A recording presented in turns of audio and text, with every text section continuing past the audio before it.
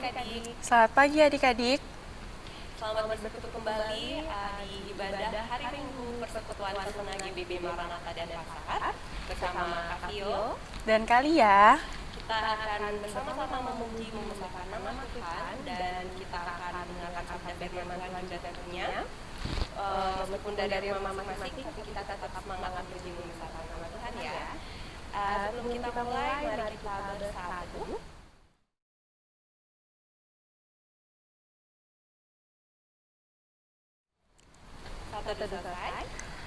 sebelum kita mulai ibadah kita pada pagi hari ini, mari kita menghadap Tuhan dengan menyanyikan dari Kidung Jemaat 314, Pujilah Sumber Hidupmu.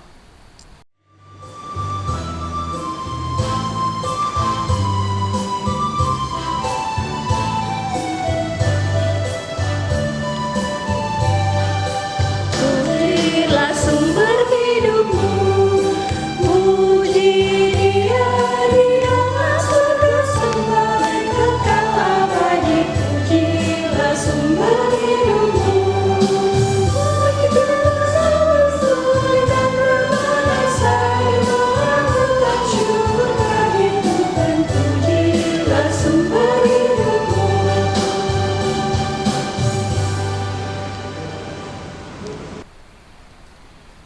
Mengawali ibadah kita, mari kita masuk di dalam doa. Tuhan Yesus Kristus, Allah Bapa kami yang bertata di dalam kerajaan sorga, puji syukur, terima kasih ya Tuhan kalau Engkau izinkan kami untuk boleh datang kembali ke hadirat-Mu melalui ibadah hari Minggu Persekutuan Teruna ya Tuhan. Meskipun kami tidak bisa bertatap muka langsung, tapi kiranya ya Tuhan Yesus, Engkau tetap memberkati kami, setiap pribadi kami. Kami hendak memuji membesarkan nama-Mu ya Tuhan, juga mendengarkan sabda firman-Mu sebentar lagi. Engkau urapi kami, karuniakan Roh Kudus-Mu agar supaya kami boleh mengerti, terlebih kami boleh melaksanakan setiap firman-Mu di dalam langkah kehidupan kami hari lepas hari. Terima kasih ya Tuhan Yesus, kami serahkan ibadah ini hanya ke dalam tangan pengasihan-Mu. Dalam nama Tuhan Yesus Kristus kami sudah berdoa. Amin. Adik-adik, kita akan sebelum kita masuk ke pembacaan Alkitab, kita akan menyanyi dari Kidung Jemaat 183, Menjulang Nyata atas Bukit Salak.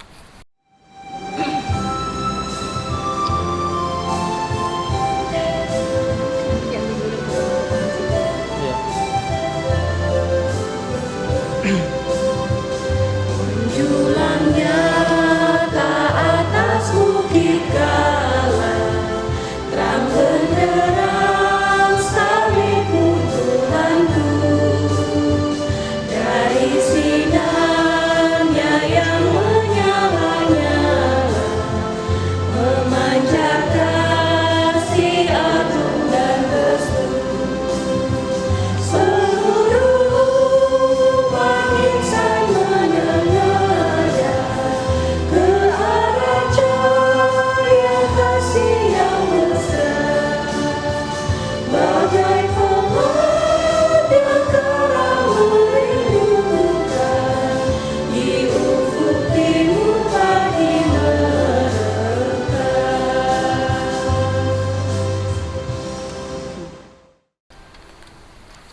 Pembacaan Alkitab kita terambil dari kitab Perjanjian Lama dalam Imamat pasal 1 ayat 1 sampai 9. Baik adik-adik, Alkitab kita sudah terbuka, mari kita membaca dari Imamat 1 ayat 1 sampai 9 yang menyatakan, Tuhan memanggil Musa dan berfirman kepadanya dari dalam kemah pertemuan.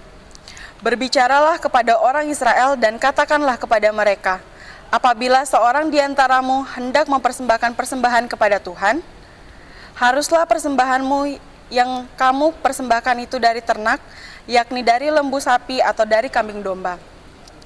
Jikalau persembahannya merupakan korban bakaran dari lembu, haruslah ia mempersembahkan seekor jantan yang tidak bercela. Ia harus membawanya ke pintu kemah pertemuan, supaya Tuhan berkenan akan dia. Lalu ia harus meletakkan tangannya ke atas kepala korban bakaran itu, sehingga baginya persembahan itu diperkenankan untuk mengadakan pendamaian baginya. Kemudian haruslah ia menyembelih lembu itu di hadapan Tuhan dan anak-anak Harun. Imam-imam itu harus mempersembahkan darah lembu itu dan menyiramkannya kepada sekeliling mezbah yang di depan pintu kemah pertemuan. Kemudian haruslah ia menguliti korban bakaran itu dan memotong-motongnya menurut bagian-bagian tertentu. Anak-anak Imam Harun haruslah menaruh api di atas mezbah dan menyusun kayu di atas api itu. Dan mereka harus mengatur potongan-potongan korban itu dan kepala serta lemaknya di atas kayu yang sedang menyala di atas mezbah. Tetapi isi perutnya dan betisnya haruslah dibasuh dengan air dan seluruhnya itu harus dibakar oleh imam di atas mezbah sebagai korban bakaran, sebagai korban api-apian yang baunya menyenangkan bagi Tuhan. Ya, demikianlah firman Tuhan adik-adik. Bagi kelas EK, pelayanan firman akan dipimpin oleh Kak Tasya, dan bagi kelas Dwi akan dipimpin oleh Kak Cipta.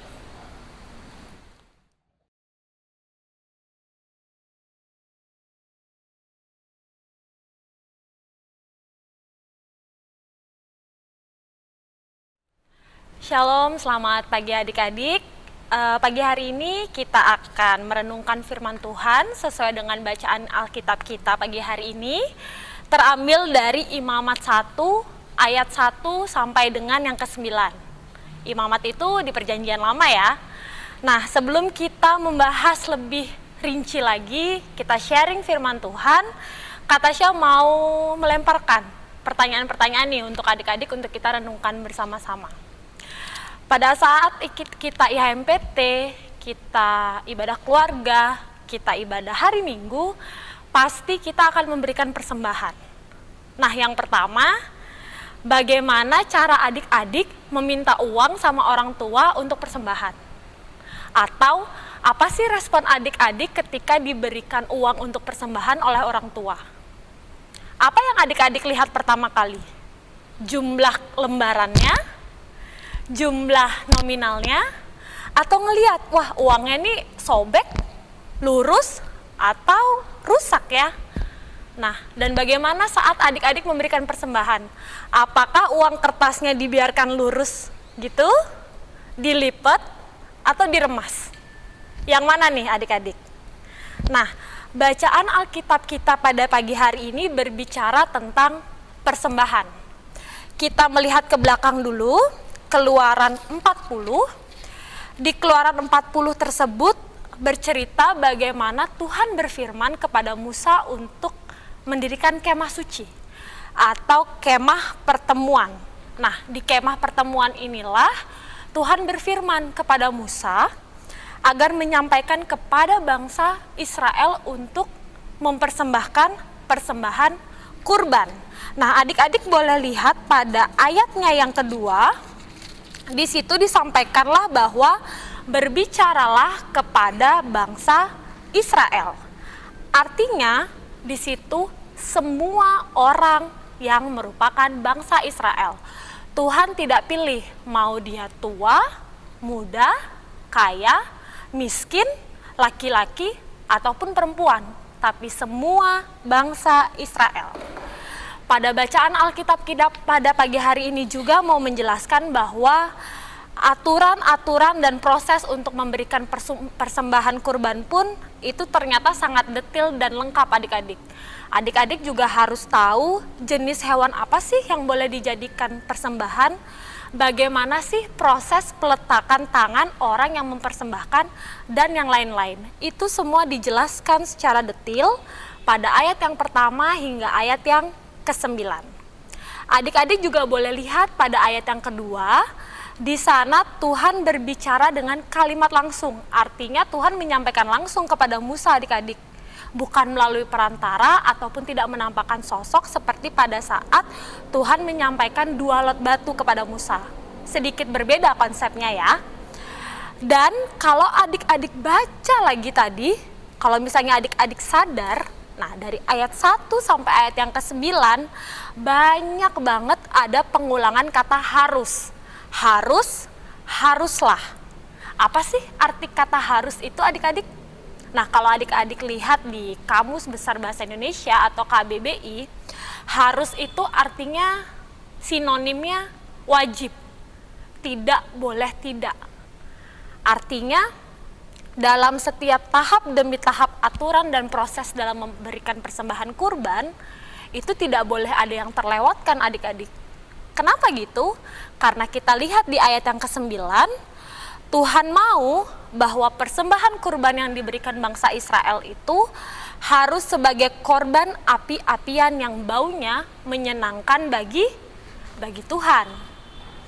Intinya adalah Tuhan mau korban persembahan yang terbaik yang dipersembahkan dari kita dan yang berkenan untuk Tuhan itu sendiri. Nah, belajar dari firman Tuhan pada pagi hari ini, kita mau merenungkan dengan diri kita sendiri nih adik-adik. Kita mau bikin perenungan, apakah persembahan yang kita persembahkan selama ini, apakah sudah persembahan yang terbaik? Menurut adik-adik, persembahan yang terbaik itu persembahan yang seperti apa? Persembahan yang mewah, yang mahal, atau yang ukurannya besar? Enggak ketiganya ya. Persembahan yang terbaik itu adalah persembahan yang kita berikan sesuai dengan kemampuan kita. Kalau kita mampu, ya kita berikanlah yang terbaik. Tapi ketika kita tidak mampu, jangan memaksakan diri bahwa seolah-olah kita mampu. Siapapun bisa memberikan yang terbaik adik-adik. Tidak pandang status ekonomi, tidak pandang gender, tidak ada. Lalu apa sih persembahan terbaik itu? Persembahan terbaik itu adalah kita memberikan apa yang terbaik dari yang kita punya. Kita memberikan dari hasil jerih payah kita sendiri. Tapi kalau adik-adik di kelas EK, adik-adiknya masih pada SMP ya. Pasti pada belum punya pekerjaan ataupun penghasilan tetap sendiri. Masih pada sibuk sekolah. Nah, persembahan yang terbaik itu adalah ketika kita diberikan uang persembahan oleh orang tua, berapa dikasih, segitu harus dimasukkan ke dalam kantong persembahan. Bukan satu masuk ke kantong persembahan, satunya masuk ke kantong saku. Nah, itu nggak boleh. Tapi persembahan yang terbaik adalah ketika berapa adik terima, itulah yang adik masukkan ke dalam persembahan pada saat di gereja. Kita buka 2 Korintus 9 ayat 7 sampai dengan 8. Kita buka, kita baca bersama-sama. 2 Korintus 9 ayat 7 sampai dengan 8, kata saya bacakan. Hendaklah masing-masing memberikan menurut kerelaan hatinya, jangan dengan sedih hati atau karena paksaan, sebab Allah mengasihi orang yang memberi dengan sukacita. Ayat yang ke-8, dan Allah sanggup melimpahkan segala kasih karunia kepada kamu, supaya kamu senantiasa berkecukupan di dalam segala sesuatu, dan malah berkelebihan di dalam pelbagai kebajikan. Yang terpenting apa adik-adik? Memberi persembahan bukan berapa nominal yang kita kasih buat Tuhan, tapi harus dengan kerelaan hati dan sukacita. Kenapa harus dengan kerelaan hati dan sukacita? Karena Tuhan akan melimpahkan berkat yang lebih untuk kehidupan kita. Pada ayat yang ke-8 dibilang bahwa Tuhan akan melimpahkan segala kasih karunia kepada kamu. Kembali lagi ke pertanyaan Katasha di awal tadi, renungan firman Tuhan pagi hari ini mau bilang bahwa aturan dan proses pada saat kita memberikan persembahan itu emang penting adik-adik. Itu memang penting. Tapi yang lebih penting lagi adalah rasa syukur kita dan ungkapan sukacita saat kita memberikan persembahan itu. Kita sudah lebih dulu ditebus untuk terlepas dari dosa-dosa kita. Masih ingat kan beberapa minggu lalu kita memperingati Jumat Agung? Tentu masih ingat adik-adik. Apakah kita masih mau perhitungan sama Tuhan? Karena kita sudah ditebus dosa-dosanya, kita masih mau perhitungan sama Tuhan? Atau kita masih berpikir bahwa apa yang kita kasih buat Tuhan ini terlalu banyak? Masih ada yang mau berpikir seperti itu? Rasanya kalau misalnya kita mengingat bagaimana pengorbanan Tuhan, kita tidak adil untuk berpikir seperti itu ya adik-adik ya. Lalu bagaimana sih Kak caranya supaya kita bisa memberikan persembahan yang hidup? Yang pertama, seperti 2 Korintus 9 ayat 7-8 katakan, hiduplah dengan rasa syukur. Karena dengan rasa syukur kita bisa, 1, kita berani memberikan persembahan yang sesuai dengan kemampuan kita tanpa malu hati. Kemampuan orang itu beda-beda adik-adik. Kalau memang kita mampu, berikanlah yang sesuai dengan kemampuan kita. Tapi kalau kita tidak mampu, jangan menganggap diri kita seolah-olah mampu. Yang kedua, berani memberi persembahan sesuai yang Tuhan kehendaki, bukan atas kemauan kita. Yang ketiga, tidak menyalahgunakan persembahan yang akan diberikan untuk Tuhan. Kayak tadi kata Syah bilang, berapa orang tua kita titipkan untuk diberikan, dimasukkan ke dalam persembahan, segitulah kita juga harus masukkan. Jangan dibagi 2 adik-adik, jangan masuk ke kantong kolektor satu masuk ke kantong saku untuk jajan, itu tidak boleh. Dan yang keempat, memberikan persembahan yang terbaik yang bisa kita berikan. Berikan juga dengan cara yang terbaik. Lalu bagaimana lagi caranya kita agar kita bisa memberikan persembahan yang hidup? Jadilah teladan dimanapun kita berada. Seperti yang Tasya sudah sampaikan tadi, hidup kita sudah ditebus adik-adik.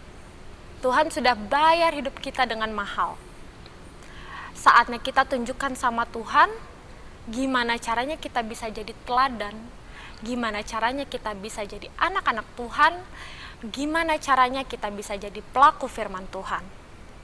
Dan yang terakhir, setiap orang, setiap anak Tuhan, Tuhan pasti berikan talenta.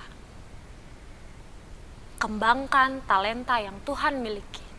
Adik masih ingat cerita tentang perumpamaan tentang talenta? Di Matius 25 ayat 14-30. Kita mau jadi seperti apa? Itu tergantung adik-adik. Tapi Tuhan sudah bekali kita dengan talenta yang harus kita kembangkan. Di masa kritis seperti ini adik-adik, di masa pandemi COVID-19 seperti ini, memang semua orang disarankan atau bahkan diharuskan ya untuk diam di rumah aja. Tapi adik-adik jangan jadikan diam di rumah aja jadi alasan untuk adik-adik nggak kreatif nih dan menghalangi semangat adik-adik untuk menjadi teladan bagi orang lain. Justru di masa-masa remaja seperti ini, masa muda seperti ini, harusnya adik-adik jauh lebih semangat. Pakai waktu yang adik-adik punya untuk menabur kebaikan dan firman Tuhan dimanapun adik-adik berada. Sebagai penutup firman Tuhan pagi hari ini, Kak Tasya mau ajak adik-adik untuk buka Roma 12 ayat 1. Roma 12 ayat 1, Roma di perjanjian baru ya. Roma 12 ayat 1, Kak Tasya akan bacakan untuk kita semua. Karena itu, saudara-saudara, demi kemurahan Allah aku menasihatkan kamu, supaya kamu mempersembahkan tubuhmu sebagai persembahan yang hidup, yang kudus, dan yang berkenan kepada Allah. Itu adalah ibadahmu yang sejati. Adik-adik nggak usah rumit-rumit, nggak usah jauh-jauh berpikir persembahan apa yang bisa adik-adik berikan untuk Tuhan, persembahan yang hidup, yang baik, dan yang berkenan seperti apa. Tapi pakai hidup adik-adik, pakai talenta yang adik-adik punya untuk jadi persembahan yang sejati bagi Tuhan. Amin. Demikian firman yang sudah kita dengarkan bersama-sama. Untuk kita merespon firman Tuhan, kakak undang kita menyanyi bersama Kidung Jemaat 363. Baik bersama saja, bagi Yesus kuserahkan.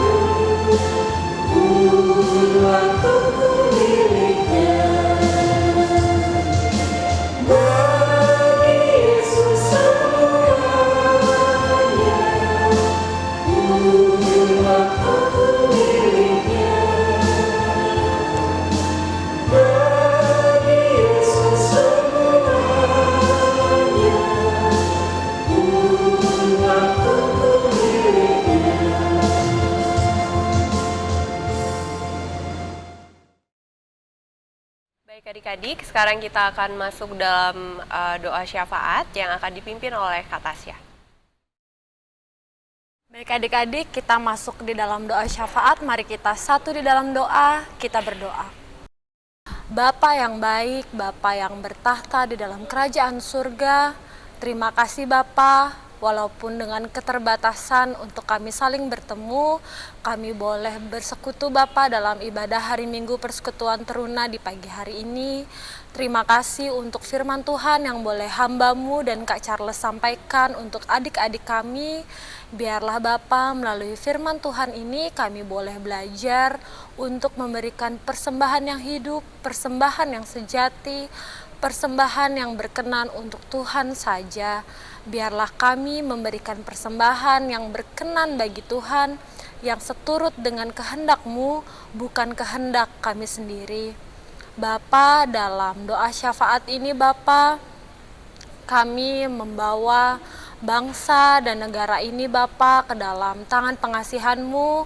Engkau tahu Bapa, dalam masa pandemi COVID-19 ini, virus corona ini Bapa, sudah beberapa bulan ini kami harus berdiam diri di rumah Bapa, menjalani karantina mandiri untuk sama-sama memutus rantai penyebaran virus corona ini Bapa.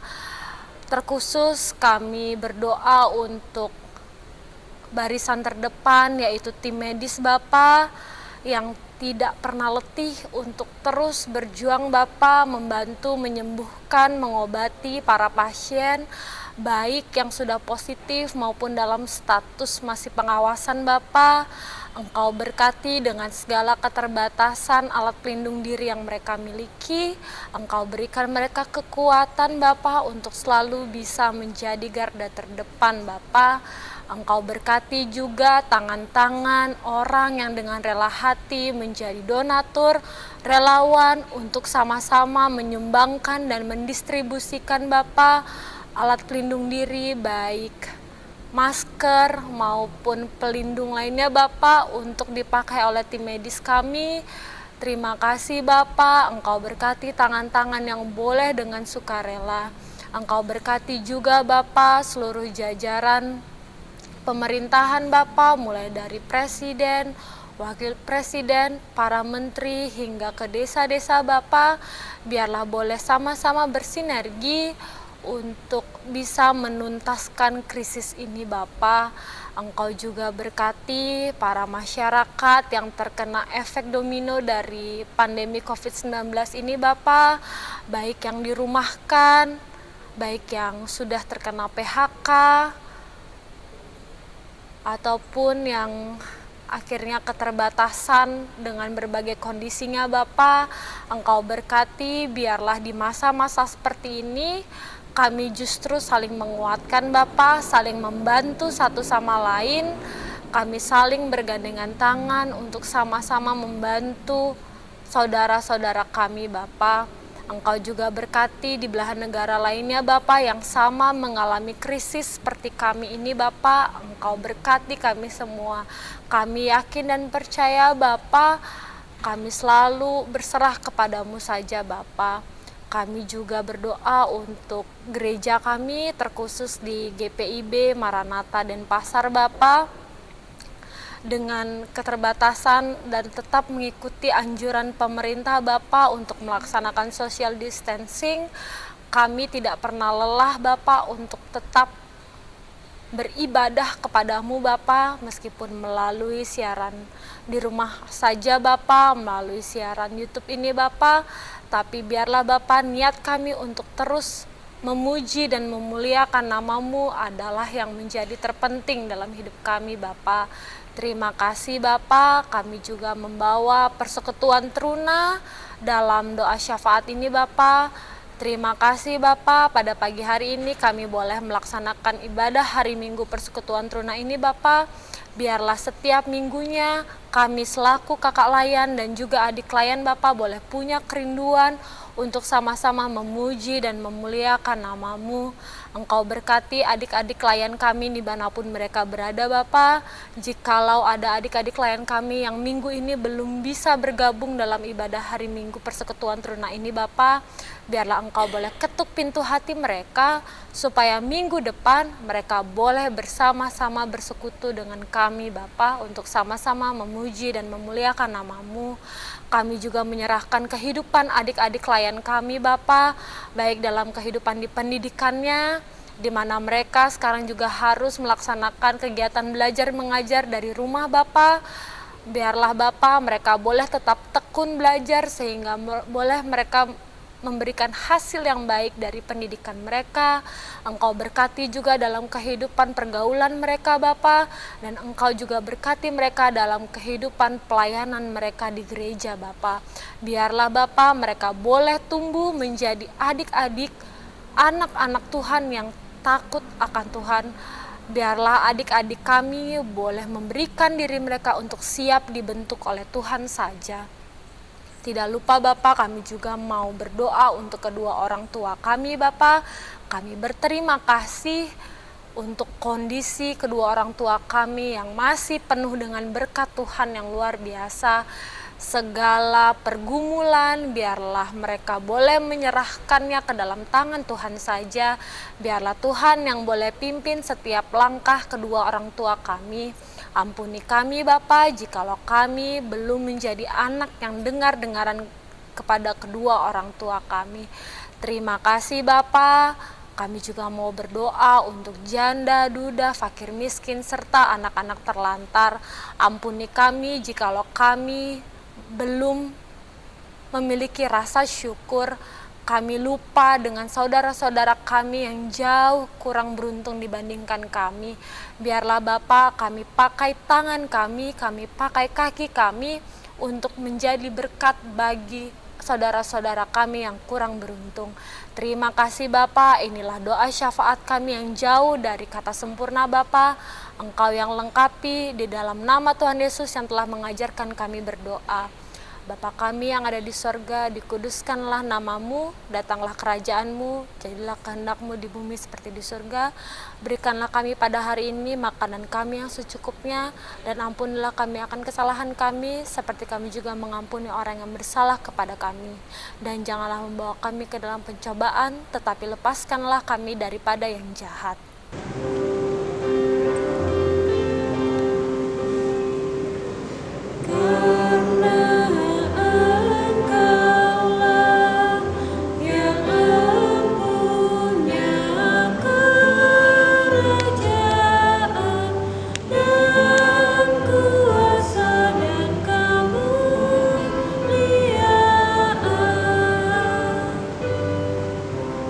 Sampai selama-lamanya.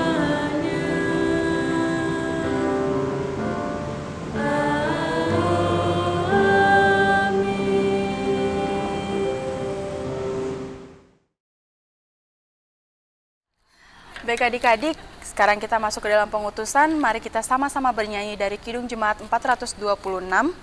Kita harus membawa berita.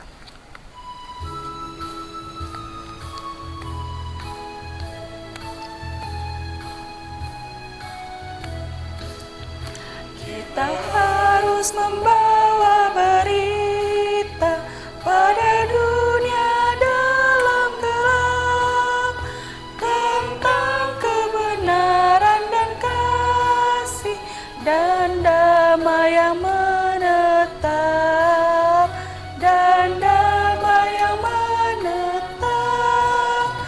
Karena gelap jadi remang pagi dan remang jadi siang terang, kuasa Kristus kan nyatalah, ramani dan cemerlang.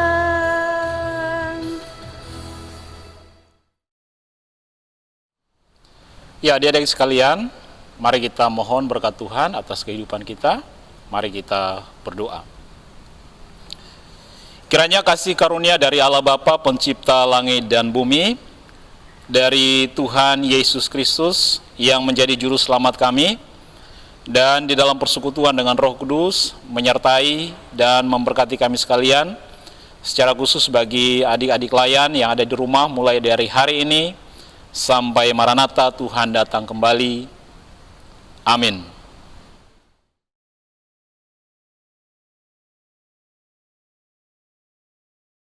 Demikianlah ibadah hari Minggu Persekutuan Teruna pada hari ini. Sampai jumpa di minggu depan. Tuhan Yesus memberkati.